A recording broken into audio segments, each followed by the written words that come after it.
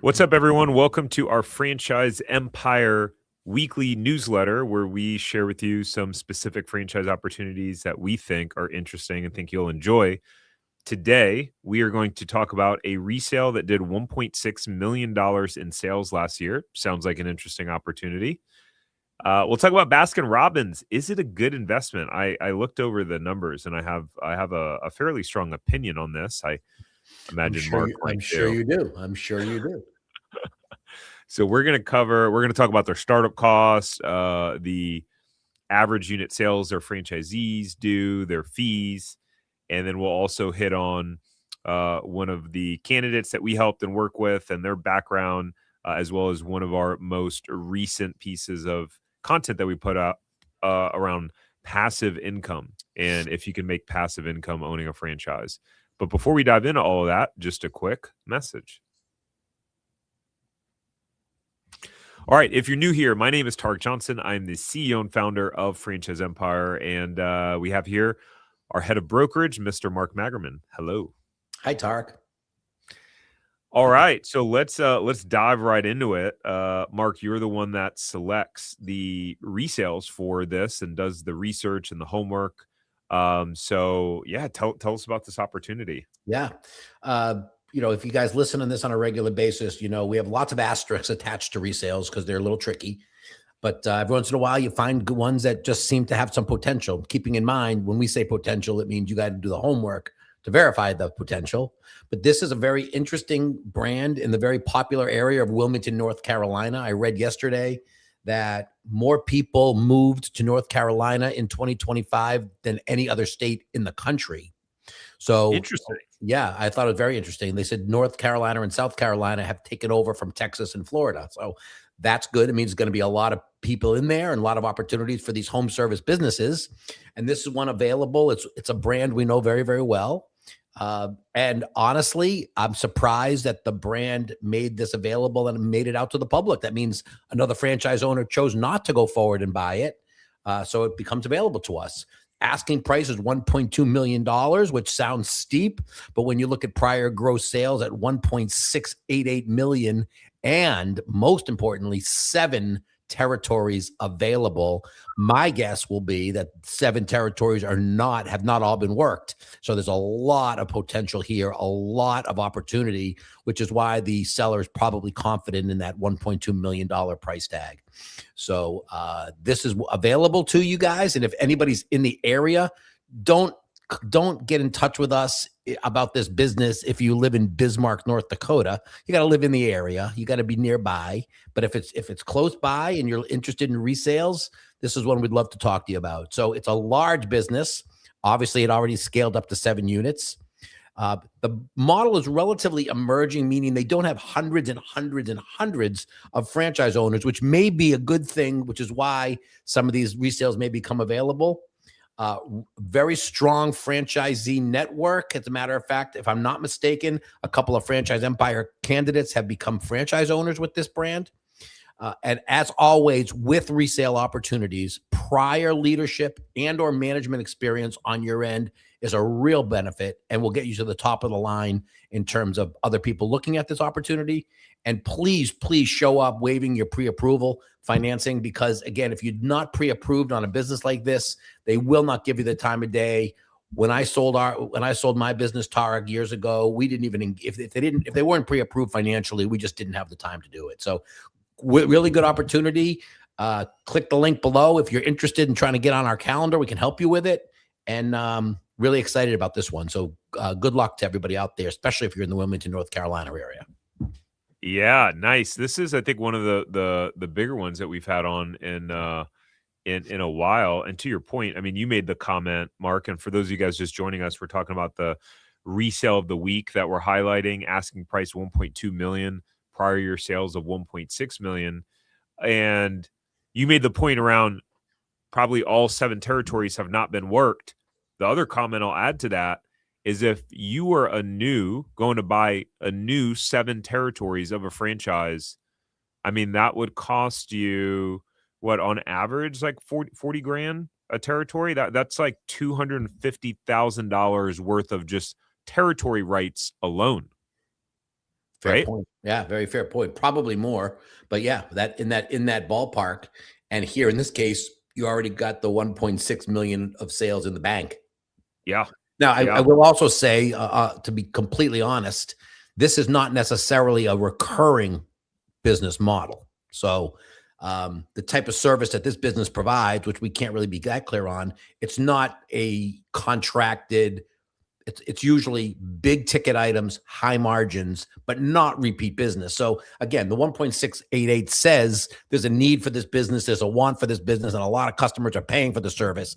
But you're not going to go back to the same customers and bill. You may go back to the same customers for referral sources. That's what I would do. But And have a bank of reviews, and have a bank. of positive reviews, and have, obviously their acquisition systems have been working in terms of how they're marketing, and they must have a salesperson, whether there's a salesperson, the owner's doing it. But yeah, fantastic. Good Yeah, stuff. Right. Well, I'm going to make one other comment, Tarek, just because I don't want to be I don't want to be considered I'm contradicting. If anybody's listened to us before or listened to me on any of these podcasts, when it comes to these resales, we always believe that um, they are meant to be in the hands of people with tons of experience before. So please, if you've never started a business before, this may not be the best opportunity for you, A.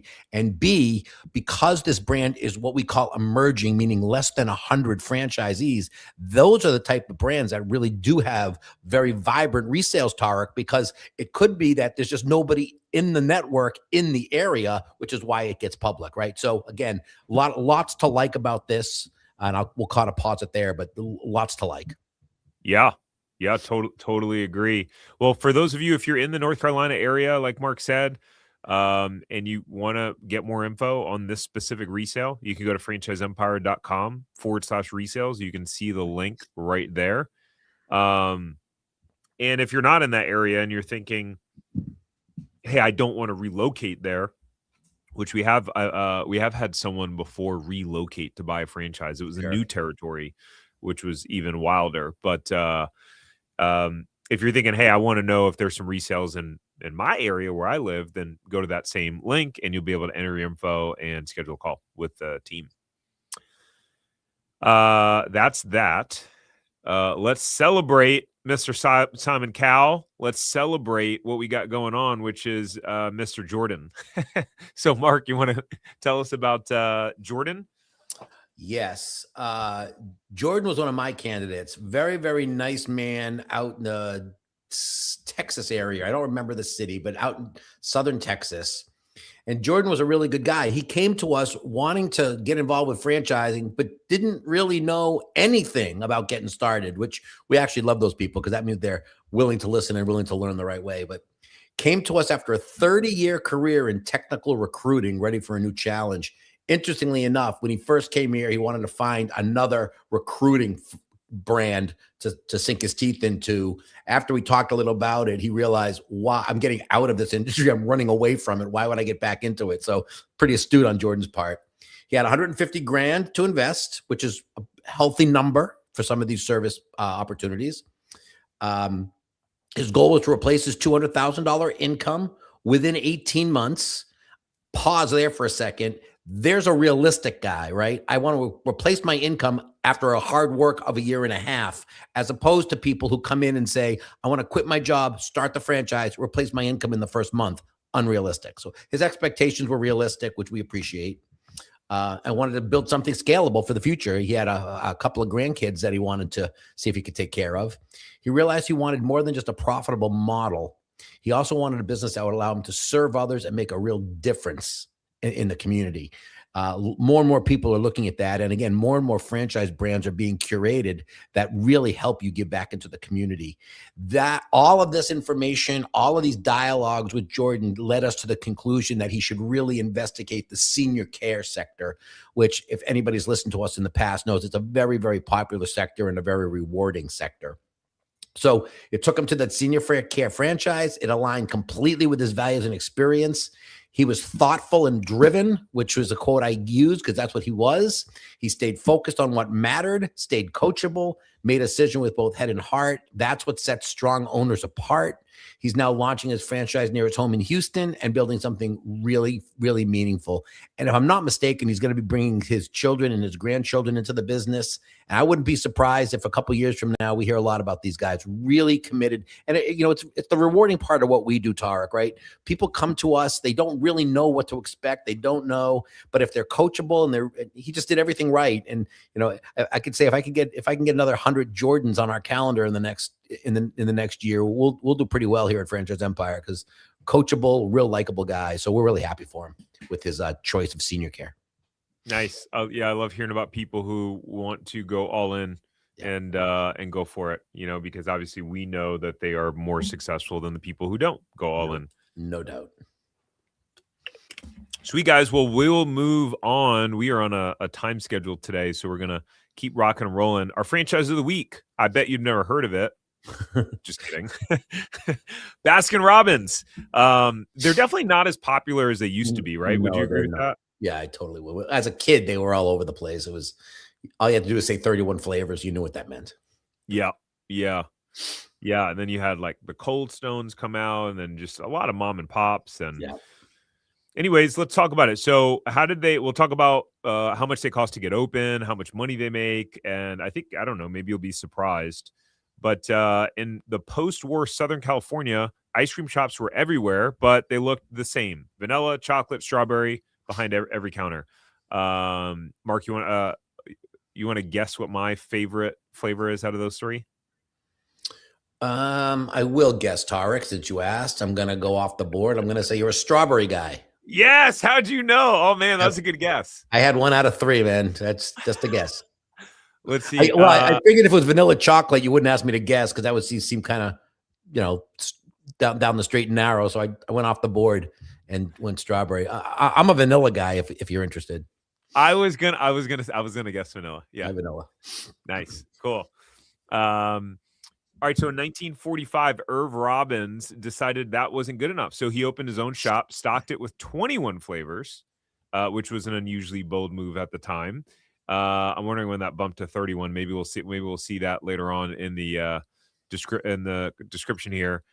And then a year later, his brother-in-law, Bert Baskin, okay, I see where we're going with this, opened a separate ice cream shop across it threw me off because of saying the Robbins first and then the Baskin. Yeah, me too. Threw me for a loop. I'm wondering how they decided to do Baskin first. Maybe they just said alphabetical so they could avoid all these big fights about whose name goes first on the signage. Maybe it was either. Did you say it was alphabetical? Is that what you just said? I said maybe they just decided to make it alphabetical to avoid conflict. And Robbins, I mean, obviously now that we know the name and it's ingrained in our head, so of course this comment's going to hold. But Robbins Baskin just sounds off and wrong. Although if it was called Robbins Baskin for the last 50 years, we wouldn't be saying that, right? Yeah. All right. So his brother-in-law owned a separate ice cream shop, which is funny. And then in 1948, the two built 6 independent locations between them, realized something important. Customers didn't want fewer choices. They wanted more. So that led them to merge their shops into a single brand, Baskin-Robbins. And that way the variety could be their differentiator. Their philosophy became permanent in 1953 with the launch of 31 flavors, 1 flavor for every day of the month. Interesting. Did you know that? The history behind that? I did not. I wonder if this will pop up on one of our trivias on our all-team meetings. Well, if it does, you and I will get the answer. We will, for sure. To support the rapid growth and innovation, the company invested early in its own dairy, allowing tighter control over production and faster flavor development. Franchising followed soon after, accelerating expansion across the U.S. and beyond. Today, Baskin-Robbins operates 7,800 locations worldwide. They have more than 1,300 flavors. That seems excessive. And remains one of the most recognizable dessert brands on the planet. That's fascinating. I have no idea why you would need 1,300 flavors. 31 seems pretty sufficient to me. Yeah, and I wonder, of the 1,300, have some of them never even made it to the showroom floor? I wonder. Yeah, it seems like an inventory nightmare. Total investment 307,000 to 622,000. So what? That's a median of about 450, somewhere around there. Franchise fees 25,000, which is pretty low. 12.5 for a gas station or convenience store, or 10,000 if you do a combo location with Dunkin'. Their royalty fee is 5.9%. Let's just call it 6, or else maybe next year it'll be 6 if they're going up by 0.1. Marketing fee of 5% of gross sales, which is fairly high. And I don't think they really do. I don't see any commercials or like billboards for them anymore. Do you? I don't. Yeah, 5% is high. Let's talk about their AUV, Mark. So we're looking at all restaurants, the average unit volume sales of $532,000. The first quartile, top 25%, 822,000. Then 579, then 462, then 266. That's with a median to get open of about 450. What's your thoughts on that? You know, I go back to my Five Guys days, and the average unit volume of a Five Guys was 1.1 to 1.2, and it cost about 850 grand to build. Typically we like 2-to-1 ratios, but I think in brick and mortar that's a little bit misleading, because really the key to these businesses is you got to be maniacal operators every penny. So I would say that I thought the numbers would be a little higher, but I don't think it's disgustingly low. But I think the key there to running these type of any food business, but especially one like this, is just maniacal day-to-day managing, and it's just not for everybody. Yeah. They're very operationally heavy, and you do have to pinch your pennies. I mean, from my perspective, because 850 to 1.1, I mean, that's like, I don't know what, like a 1.4 to 1 ratio. I mean, this is basically like a 1.1, 1.2. I don't know. And as you know, the lower the numbers, the lower the AUV, the harder it is to make money. Yeah. Right. This isn't overly attractive financially at all. I mean, it's just not. And again, the economies of scale would probably kick in when you get to 5, 6, 8, 10 units, because then you can roll your costs out over all of them. But I don't know that I'd have the appetite to build 8 of these at 3.5 to 4 million, and then hope we operate the heck out of it. Again, I think this was a great concept before the last 20 years, when things changed and there's a lot more attractive type of brands out there. But, there are people, Tarek, as you know, who have a passion for certain categories and they want to own an ice cream stand. And I think I'd rather take a shot at a franchise brand than start my own from scratch. That's for sure. Yeah. It just shows, when we look at brands that a lot of our candidates buy, which are more service-based, they're often looking at less, like 300,000 or less, and the AUVs, the average unit sales, are typically they're a lot higher than, they're more than 2-to-1, often more than 3-to-1. Just the opportunity and the scalability is not as difficult. Like if you want to open up 2 or 3 territories, okay, you pay an additional franchise fee, but okay, maybe there's some more infrastructure stuff, but you're not paying 300,000 per. No. And again, it's more like 450 per, right? You want to build that second location. It's like 450 if you find a location, if you get it done in a timely manner. So, it's all the things that when we talk to people every day, we talk about. There's just so many other attractive brands that don't require you threading the needle like you have to do to succeed in these kind of brick and mortar businesses. Yeah, for sure. All right. Well, the highest performer is 2.3. Happy for that individual or anyone close to that. Good for them. But outside of that, guys, obviously Baskin-Robbins, they have 7,800 locations, but I don't know. The numbers aren't as attractive. And then you look at the numbers based on region and division. Northeast, Mid-Atlantic, the AUV is 377. Ugh. Yeah, again, a good part of that is even, and this is another thing about ice cream. I'm up in Boston, Mass right now. It's 9 degrees outside. The last thing I'm thinking about doing is going out and buying an ice cream at this point. Maybe a hot chocolate or something, but I'm not eating, not eating a lot of ice cream in the winter months. So that's going to affect the business as well. I was in the hamburger business. That didn't have a slowdown, but ice cream, I think you'd be better off south of the Mason-Dixon line with something like that. Yeah. Yep. Okay. And we're not going to talk about any of that stuff. Well, guys, if you're thinking, hey, I don't want to open a Baskin-Robbins, what's up, Mario? What's up, y'all? If you're thinking I don't want to open a Baskin-Robbins, well, number one, because good luck finding territory. Number two, do you want to spend up to $600,000 to get one open to do an average of $532,000 in sales? I wouldn't personally. And so if you're thinking, hey, I'd like to see more attractive stuff, then cool. You can, if you want, you can, I didn't mean to put the ticker up. Here we go. If you want to know like what franchises might be available in your territory that show better unit economics and numbers than this, that are maybe more attractive, you go to franchiseempire.com/check territory. And if you qualify, if you have the assets and the financial wherewithal, and this isn't just something that it's like, I want to make passive income, because we're about to talk about that in a second. But you actually want to put in the work, then reach out to us, schedule a free call, and we'll let you know if we think if we should continue the conversation. I promise you, if we don't think franchising is for you, we'll let you know. We'll tell you. Yeah. Well, the other thing on Baskin-Robbins, I will say, is we don't work with Baskin-Robbins. They don't.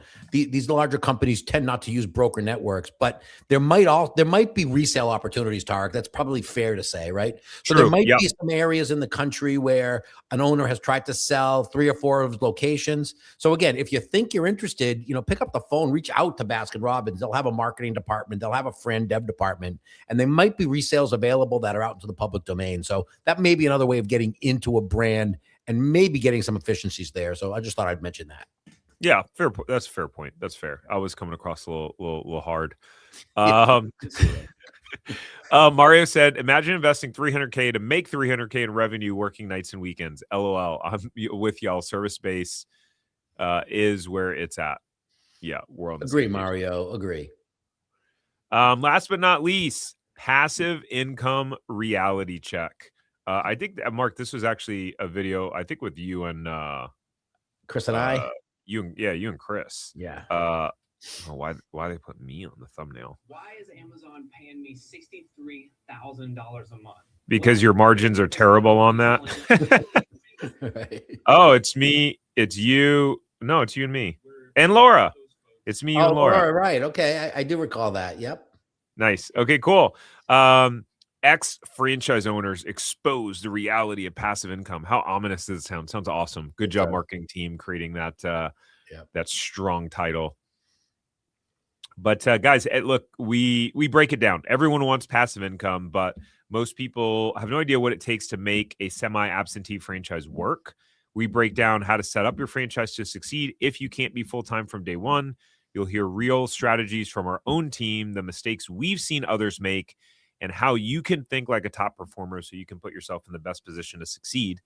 That is on our Franchise Empire YouTube channel, ladies and gentlemen. So if you type in Franchise Empire, it's there. Yeah, that's about it. Anything else to add before we rock and roll, Mark? No, just I always say you got to earn the right to become a passive owner, right? So it's a great goal to have. I was successful in creating that opportunity when I had my burger business, but it came with a lot of hard work, a lot of sweat equity, a lot of rolling up your sleeves, smelling like peanut oil. And I earned the right to step back. It wasn't a right. It was something I had to earn. And we say that to every one of our candidates. You can earn that right, but you don't get it out of the gate. 100%. Totally agree. Awesome. All right. Thanks, Mark. Thanks, guys. We'll see you next time. Thanks, Tarek. Bye, guys.